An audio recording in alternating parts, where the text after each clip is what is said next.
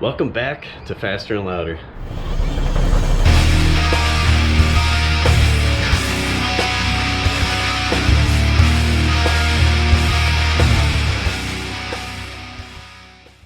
You may have seen that I got this 1997 ZX7R right here. I got this previously, towed it with the Tesla here from south of Los Angeles all the way back here. Subsequently, I have done a ton of work to this bike. As you can see, it's all painted up and everything now. But this is really the first video that I've done since I got it. I also recently got rid of my 1973 Javelin AMX, so a lot of things have changed around here recently. But I want to start making a lot more videos with my bike, obviously, because it's the most interesting thing that I have right now. I have a 2017 Ford Focus ST that I got recently too, but I have no plans on modifying that really, so this is pretty much what we're talking about right now. But like I said, I did a ton of work, body work stuff. I replaced a fuel pump, I put a new clutch in it, I replaced some grips, put new mirrors on it, I put a whole new full exhaust on it. Everything has been gone through pretty much. It went to the dyno place and got dynoed. So yeah, a ton of work, way more money than it really deserves, but everything seems to be running pretty decently now. It's probably going to be cold natured here. It's only like 42 degrees outside, and we're getting ready to do a ride to Tortilla Flat. So I did a ride to Tortilla Flat a long time ago with my brother. Well, we drove. I at the time had a 2010 Challenger RT, and he still has his GTO, even though it's not really driven very much these days. But he has that, and we took that like years ago. And so this is the first time I've gone to Tortilla Flat all the way, I think, maybe since then. I'm not even sure. It's been a really long time, and this is the first time that I've taken a motorcycle there since they repaved it like 8 or 9 years ago. So it's been a long time for me. I'm going with my buddy James on his V-Strom and meeting Ivan on his Ducati, and we're gonna take a ride over there. So it's gonna be a little cold, but I'm looking forward to it. I have an in-helmet audio system, so I'll be able to talk a little bit on the way out there. But I just wanted to give you guys kind of some impressions of the bike now that it's all straightened up and everything's good on it. I also kind of just wanted to like share my thoughts on having a, you know, classic sport bike. You know, there's not a lot of these running around, especially actually being ridden. So just wanted to kind of like share my experiences on that. But I'm really looking forward to just getting out and doing something fun.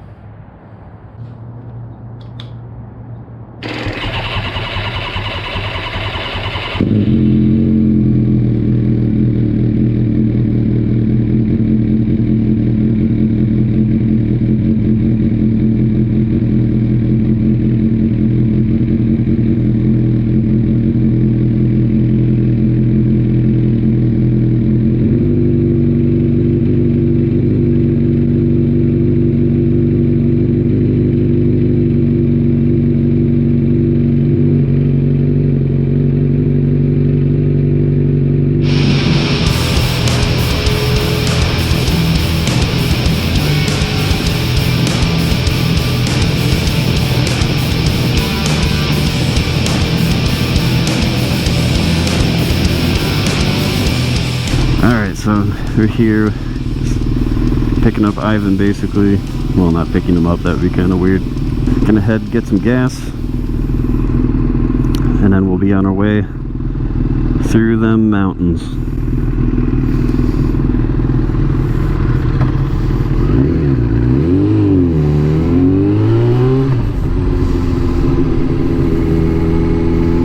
James looks like a cop pulling out on that bike. It's hilarious. I tried to record some stuff on the way to Ivan's house, but my GoPro had other plans, just didn't record anything. But it's all good. It was pretty uneventful. It's mostly just boring highway.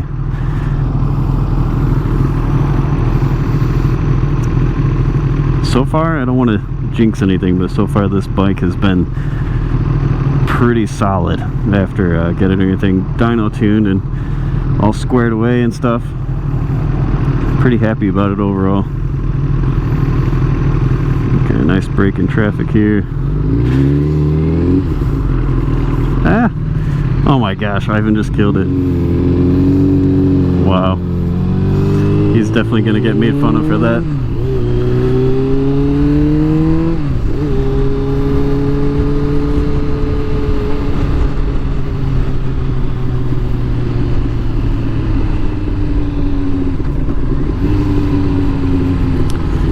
When I went for a kind of preliminary ride a weekend or two ago, I was kind of talking about how this bike feels.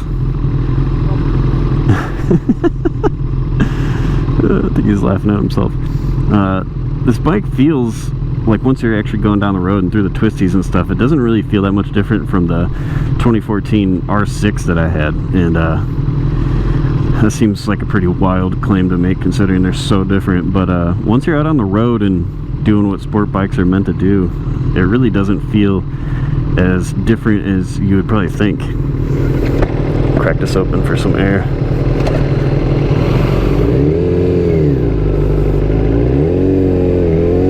I just love how this thing sounds though. That's one perk of having carburetors, I'd say. Obviously it has a whole full exhaust. It's a 4-into-1 header, which I think kind of made it a pain to tune on the dyno, but it sounds pretty great.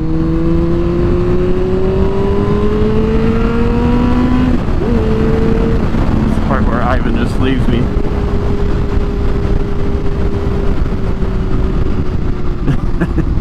Poor James.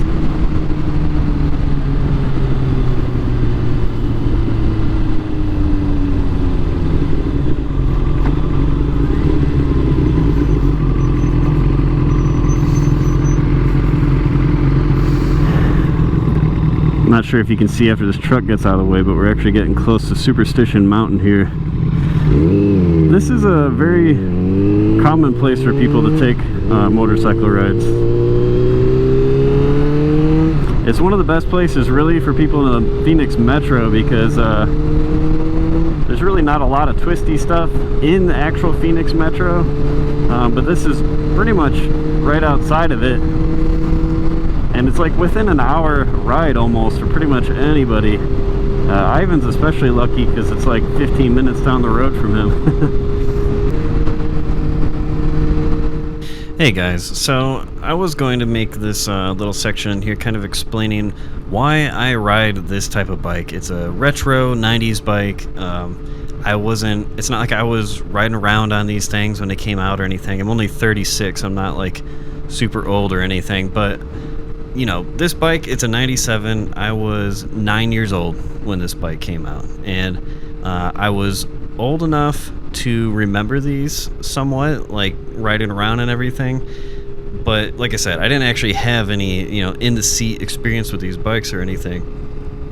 They quit making them in 2003, so I would have been in high school about the time they stopped making these bikes, this particular model. But I do kind of have like a little place in my heart for them. I have a little bit of nostalgia also around it because my dad had a 91 ZX7R, I believe. I guess it would have just been a ZX7 for that generation, but it had those cool like astronaut tube things that went from the front to the tank and it like went through to the airbox.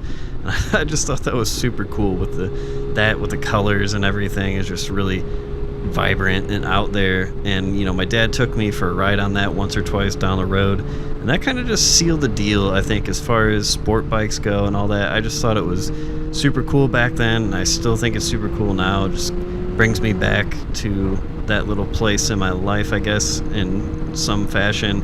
And it's just fun now kind of just being able to take advantage of it. You know, I obviously have the money and mechanical skills where I can actually acquire and maintain something like this, and it's been a lot more money than I anticipated on spending on this thing, but I'm actually really happy that I got this bike to where it is right now and I'm able to enjoy it.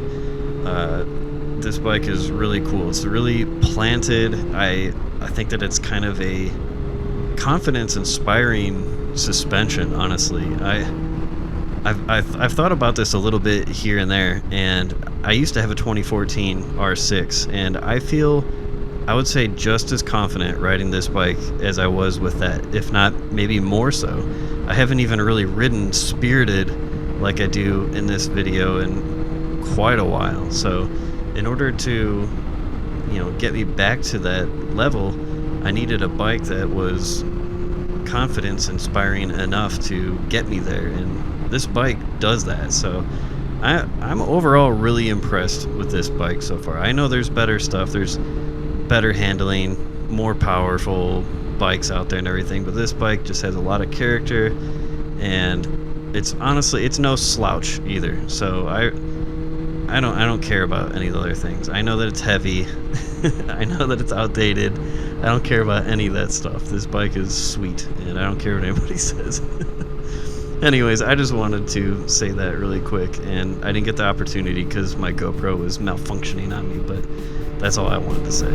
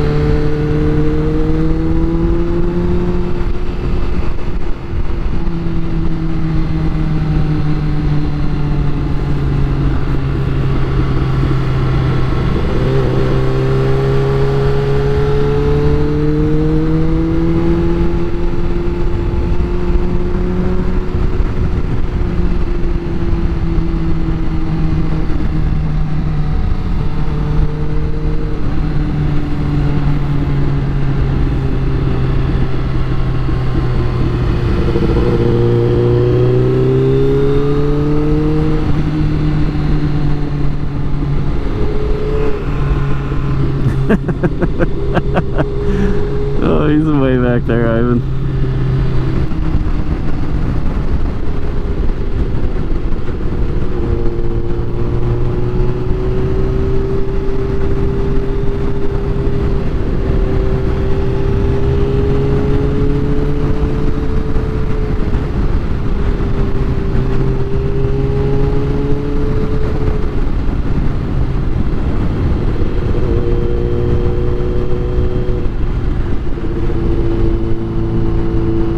I'm just lugging it.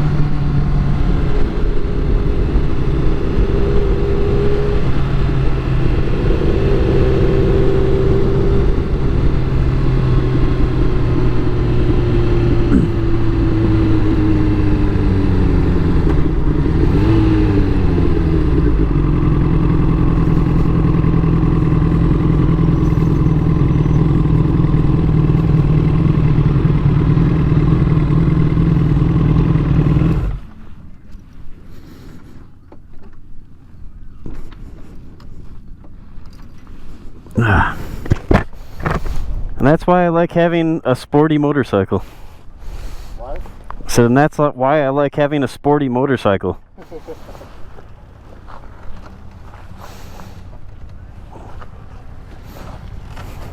To make sure my kickstand doesn't sink. I know, I told them that when they did this recently. Yeah. In the last couple of weeks. And I said, you guys need to make it cash so that we don't lose our bike. I'll do that. Video stabilization if it's not already on.